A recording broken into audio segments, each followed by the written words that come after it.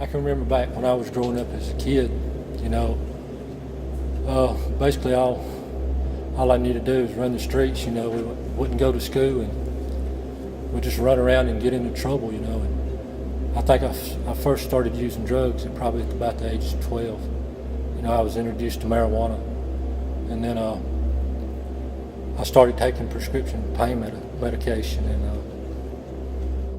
you know, it just progressed, and I started getting into more trouble. And I think I spent my 14th and 15th birthdays in DYS, Department of Youth Services.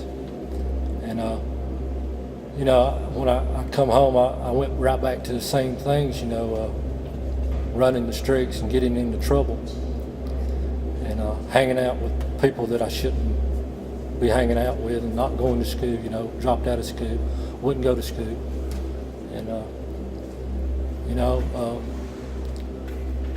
I can remember I went to prison when I turned 19 for breaking and entering, and you know, it still didn't deter me. I still done the same things, you know. I would not go to school, or, you know, I'd just run the streets and do drugs. And, you know, I can remember when I was 21, a good friend of mine, we was running around, you know, and we was drinking beer and eating pain pills.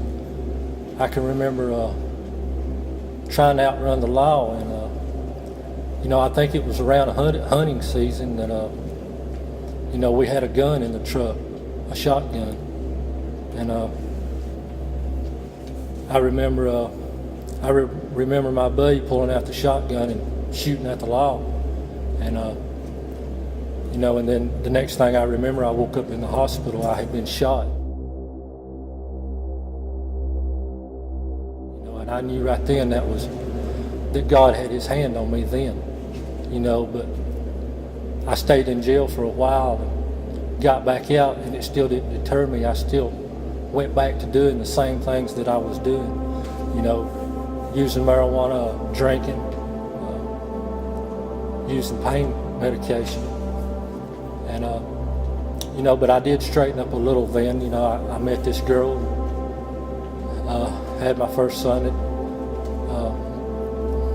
1996, and, you know, everything was going well. You know, I had a job, we had a nice home, and I was just keeping my addiction at bay, I guess I would say. And, you know, I had another son born in 1998, and you know, even though I was using drugs, and, you know, the person that I was, an addict, and you know, I still managed to pay my bills and keep a household. You know, but then it got to where I could not control it, you know, and you know, I got to where I wouldn't go to work and I wouldn't pay my bills, and I lost my home, I lost my kids, I lost my wife, I even lost my freedom. You know, I got caught with cocaine.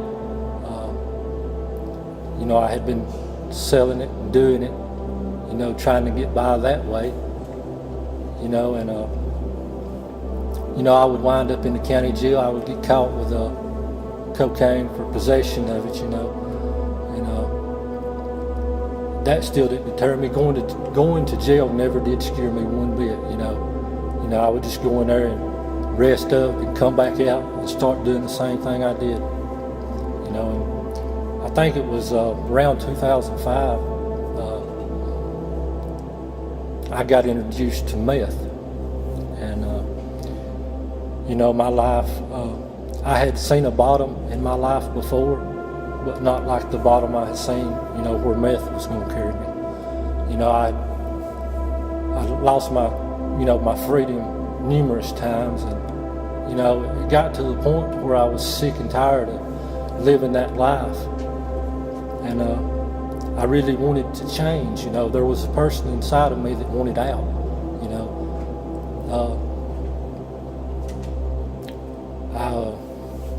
I started asking for help when I would go in front of the judge for, you know, being in jail on a charge, you know. I would tell him that, I had this problem and I needed some help with it. So they sent me to a rehab. And, I learned a lot of things about myself. And, I would do good. I stayed out for about a year, and stayed clean, not using. And then I would just fall right back into that same pattern again, just, whatever money I got, it went to the drugs. Or if I didn't have no money, I would just get out on the streets and sell the drugs. Whatever it took to get it, that's what I did. And, but the whole time, there was this person inside of me that really wanted to change, that really wanted to come out, so here, I was on probation and, it got to where I wasn't doing what they was telling me to do, or I would fail drug tests. So, here I wound up in jail again. And, this time, that they had it with me saying, we're going to give you chances, but we're going to give you one more chance, So they give me another chance and sent me to rehab again. And this time I think I stayed at a halfway house for about a year, and then I come home, right back into the same environment that I was, that I really didn't need to be in, because that's where I come back to, is where all the drugs was. That's all I ever knew there was using and staying high, and that's the only people I knew. So I got out, I stayed clean for about a year, working, had a good job, and, and all that, and living with my, with my kids,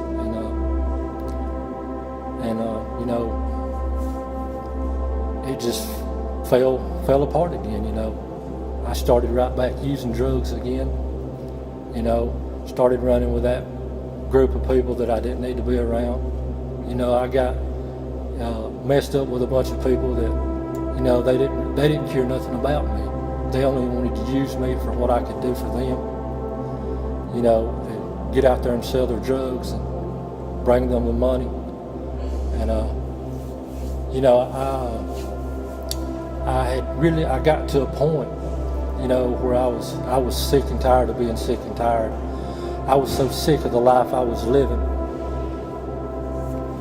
And, I can remember, I just wanted to end it. I didn't want to live that way no more. No matter what it meant, I didn't want to live that life anymore.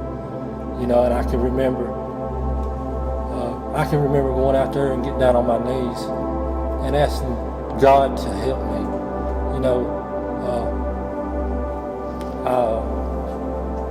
I had never really called out to God like I did this day. I called out to Him and I told Him, I asked Him to forgive me of my sins, and I asked Him to change me and take me and use me and do with me as He would,